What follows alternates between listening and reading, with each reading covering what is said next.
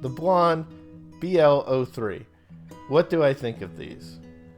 Well, I think I'm having a hard time managing my expectations with these due to the massive amount of hype that other reviewers have endowed these with. And yet, with the tip and cable change, I actually really do like the weight, construction, and fit of these things, which in the end makes the sound of this set somewhat disappointing. The Blon BL-03 basically sounds like the Koss KPH-30i with a wider stage like the Portapros.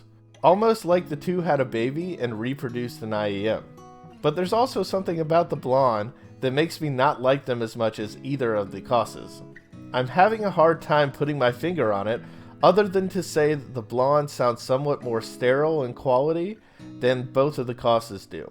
This creates listening fatigue, not from any particular sonic transgressions really, but from apathy instead.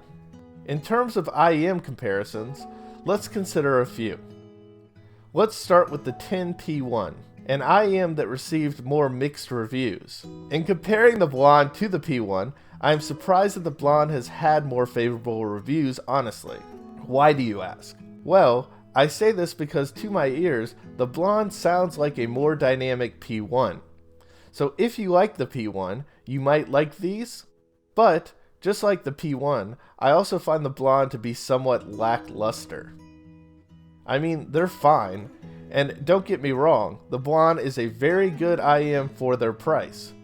But, for around the same price, you can have a KZ ZSX, which is much more engaging, detailed, and has more articulation compared to the Blon. I will note that the ZSX does not have the stage of the Blon. Instead, it is much more intimate, but it is much more sophisticated and excels versus the Blon in just about every other category to my ears. After a few minutes of use with the ZSX, I no longer miss the wider stage of the Blon. To give the Blon its props, these do remind me of the Moondrop KXXS as well, which is a very good IEM. I would say that they sound like a warmer, maybe wider KXXS. They have a similar mid-bass emphasis, but they lack the treble extension, detail, and sparkle of the KXXS.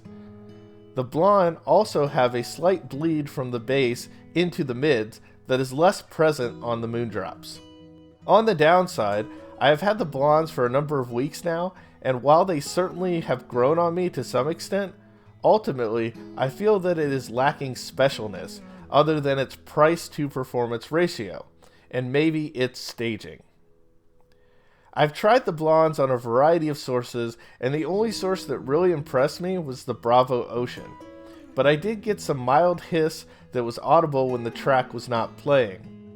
I know it's not really a fair comparison, but I think one would be much happier if they just spent an extra $45 or so and bought the TFZ number 3. Both the Blon and the TFZ number 3 need new tips and a new cable in my opinion, so there's not much difference there other than the initial price difference. And ultimately, the sound quality bump that you get from going with the TFZ number 3 is well worth it in my eyes. I think that the number 3 may have been on sale for as low as $70 to $85 on drop, whereas the Blons have been as low as $25 to $30. In terms of a general sound description, the Blon BL-03 presents as slightly veiled and warm in character. They are limited with regard to detail, and they are slightly grainy, with the greatest clarity occurring in the mid-range. They favor a mid-bass emphasis in the low end, and are rolled off both in the sub-bass and in the top end of the treble. As previously stated, the bass does slightly bleed into and color the mids, which may be a nitpick, but may also relate to the apathy that I have towards these IEMs. I found that SpinFit CP145 tips almost solved this issue, but now that I've heard it, it's ultimately hard to unhear.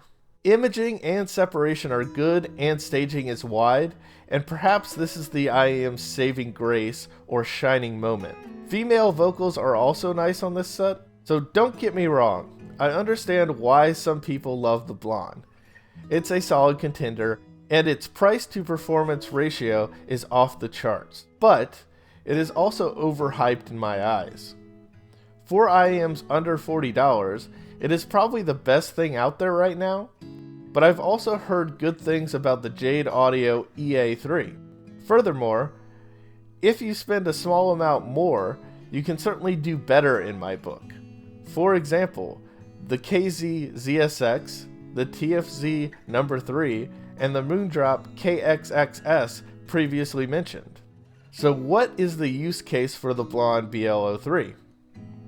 Perhaps you love the cost-like sound, but you want an IEM for its smaller size, ease of access, and increased portability.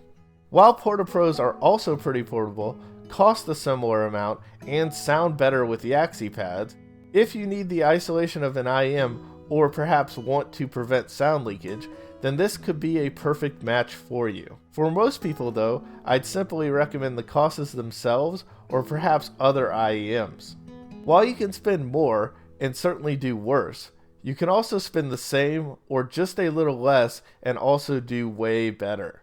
To get the Blon more credit than I have done here would be an undue representation of its sonic capacity. Check out my review of the TFZ number 3. I'll also have a review of the KZ ZSX out as soon as possible, but that one is going to take me a long time to edit, but trust me, it will be well worth the wait.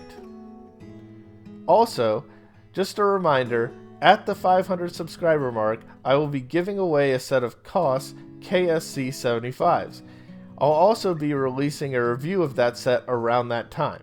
So if you like honest reviews that are unbiased, go ahead and hit that subscribe button to get more from me in the future. And with that, I'm out.